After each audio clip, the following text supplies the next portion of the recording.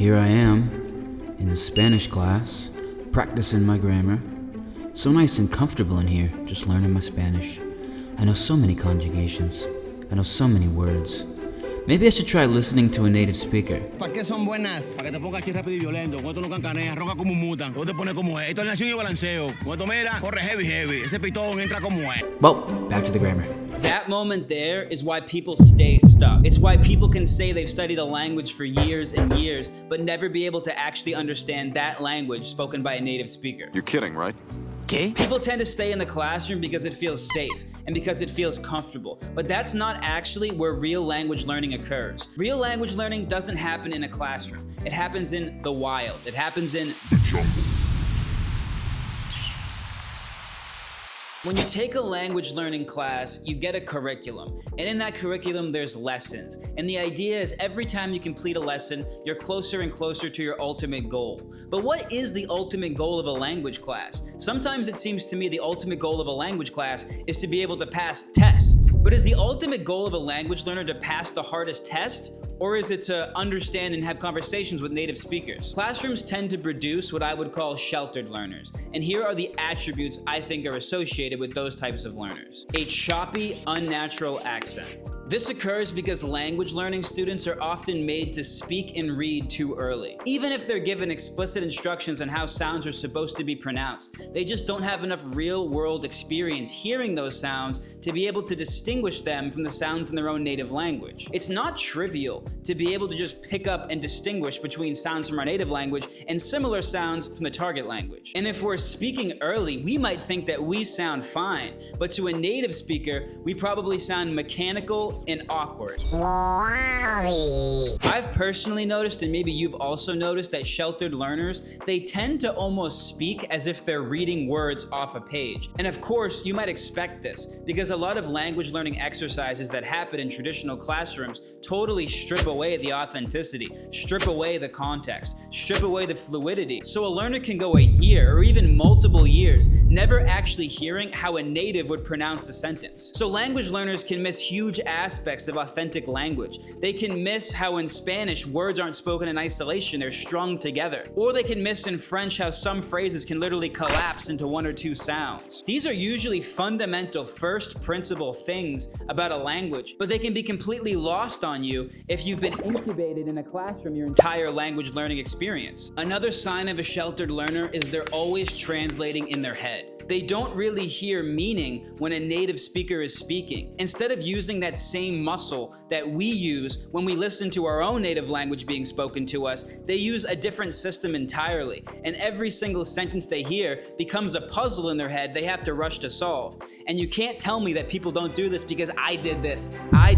You would give me a sentence and I would try my best to consciously remember everything you said and then try to translate it as you went as fast as I could so I could be ready for your next sentence. But real conversations don't wait for you to finish translating before the next sentence. Native speech just keeps moving whether you're ready for it or not. You probably will be able to get away with translating in your head in a classroom because time isn't a factor. But when time isn't a factor, you learn to speak and understand a language in ways that absolutely don't correlate to real life. Another sign of a sheltered learner is they're better at trivia about the language than actually having conversations. When I speak Spanish in my YouTube content, there's always people out there that want to correct me. But sometimes when they correct me, they inadvertently reveal that they actually don't know that much about the language that they're correcting me in. They seem to be more familiar with the trivial aspects of the language and a lot less familiar with the experiential aspects of the language. Like this commenter here who mocked my pronunciation of chevar because he'd never heard of Argentinian Spanish. I have a little Argentine dialect going on, guys. I was dating a girl from Argentina. Classrooms can make you really good at recognizing grammatical errors. What they're not so good at is teaching you the things that are actually important when you encounter native speakers.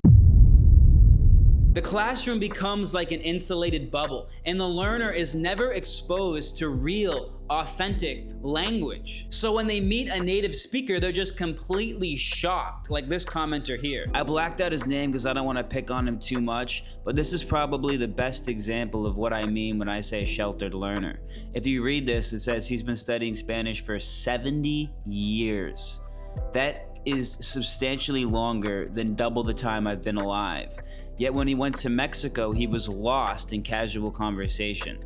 70 years. And this is what happens, I think, to a lot of people who just don't get exposed to the language in an authentic way. And though many sheltered learners would tell you that they speak a language, I speak French, I speak Spanish, I speak Russian, I would challenge that, and I would say you don't speak a language until you can understand a reasonably patient native speaker. The reason this matters is that understanding a patient native speaker is one of the clearest indicators that a language has been acquired, not merely studied. Conscious understanding of a language is not the same as acquisition of a language. You could know every single Spanish grammar rule, every single Spanish vocabulary word, and still be knocked completely off your feet when conversating with a native speaker. ¿Te gusta Perú? ¿Qué haces en Perú? Sí, sí.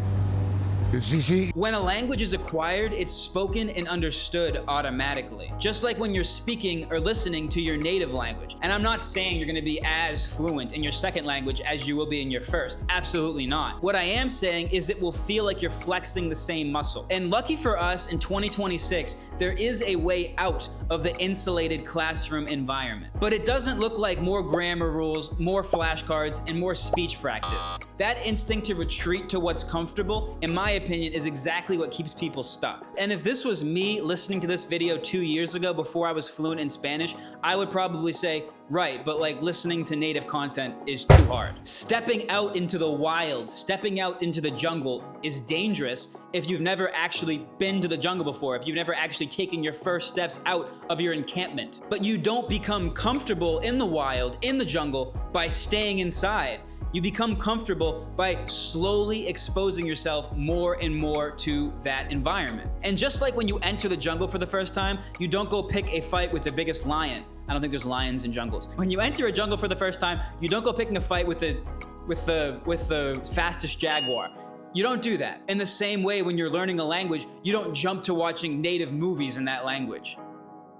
Luckily for us, in 2026, the internet is full of what we call comprehensible input content. Comprehensible input is input from your target language at a level you understand. And when I say understand, I don't mean understand every word or every quirk of the language. I mean actually be able to understand what is happening in the video. Absolute beginner videos are full of pictures, gestures, expressions, all these things to help you figure out what is going on. So when you watch it, your brain can start to extract meaning from that target language instead of listening to every word and trying to consciously translate one by one. And these are real, authentic native speakers. It's not artificial. It is simplified speech, but it's not that same clinical version of the language that you might hear on Duolingo or in your actual traditional classroom. This is a completely different paradigm to somebody used to traditional learning, because in traditional learning, the idea is you take all these steps and then comprehension is the final flag on top of the hill. With comprehensible input, comprehension is the goal the entire time. It's always about understanding more and more and more native speech. I think the thesis of this video can be boiled down to this. Who will be able to survive in the jungle? The person who reads the book about how to survive in the jungle, or the person who was born in the jungle and has been surviving there their whole lives? And if you are going to choose the jungle over the classroom, check out my website, Lengualytics, where we have a user-sourced library of the best comprehensible input content on the internet, as well as an interface to track your acquisition of it. You can also find my How to Learn a Language Using Comprehensible Input series here on YouTube, or you can watch the series in the Lengualytics handbook, which is also linked in the description. If copyright laws didn't exist, I would probably play Welcome to the Jungle at the end of this video. But they do exist, so I just have to sing it. Welcome to the jungle! Welcome to the jungle!